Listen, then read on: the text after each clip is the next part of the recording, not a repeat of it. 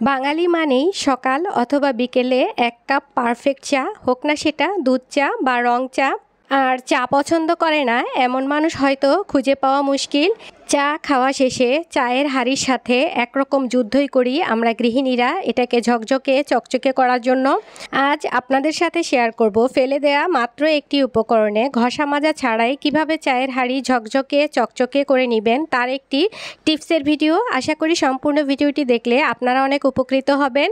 একটা হাঁড়িতে আমি 4 লিটার জাল করে নিয়েছি, আর ছেঁকে নেওয়ার পর চিনি আর দুধ মিশিয়ে নিয়েছি। তো তৈরি হয়ে গিয়েছে পারফেক্ট দুধ চা।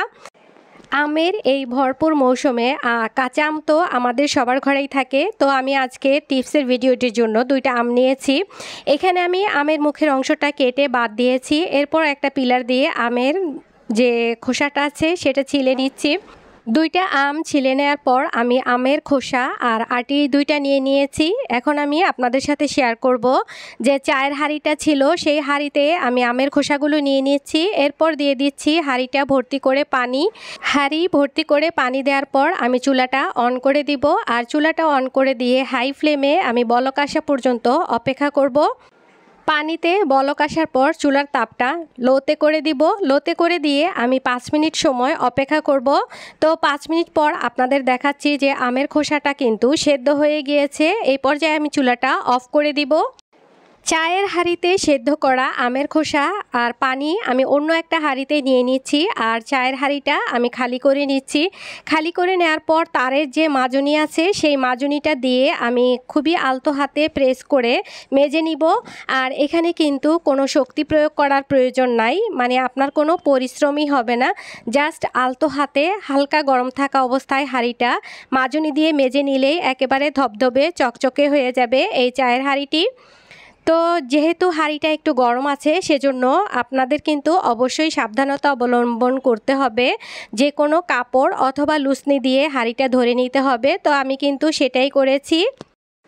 আর চায়ের হাঁড়ি মাজার সময় সাবান, ভিম বার অথবা ভিম লিকুইড বা ডিটারজেন্ট আমি কিন্তু কোনো কিছুই নেইনি, শুধু মাজনিটা দিয়ে মেজে নিচ্ছি। এতে করেই কিন্তু খুব সুন্দর পরিষ্কার হয়ে যাবে, আর সেটাও আমি আপনাদের দেখাবো। তো একটু সময় আলতো হাতে মেজে নেওয়ার পর আমি এখন পানি দিয়ে ধুয়ে নিচ্ছি, আর পানি দিয়ে ধুয়ে নেওয়ার পর আপনাদের দেখাচ্ছি। আর আমি ভিডিওটা কিন্তু একটুর জন্য স্কিপ করিনি, কিন্তু টেনে দিয়েছি। এরপর হাঁড়িটা আমি আপনাদের ধুয়ে দেখাচ্ছি যে কতটা ঝকঝকে চকচকে পরিষ্কার হয়ে গিয়েছে কোনো রকম সাবান বা পরিশ্রম ছাড়াই। এরপর খুবই সামান্য পরিমাণে ভিম লিকুইড দিয়ে আমি হাঁড়িটা ধুয়ে নিচ্ছি, আর হাঁড়িটা ধুয়ে নেওয়ার পর কিন্তু একেবারে ঝকঝকে হয়ে গিয়েছে খুব সহজেই। যেহেতু আমের খোসা দিয়ে চায়ের হাঁড়িটি পরিষ্কার করেছি আর আমের খোসা একটু টক ভাব আছে, তো পরবর্তীতে চা তৈরি করার পূর্বে অবশ্যই গরম পানি দিয়ে ধুয়ে নিতে হবে বা ফুটিয়ে সামান্য পানি ফেলে দিতে হবে।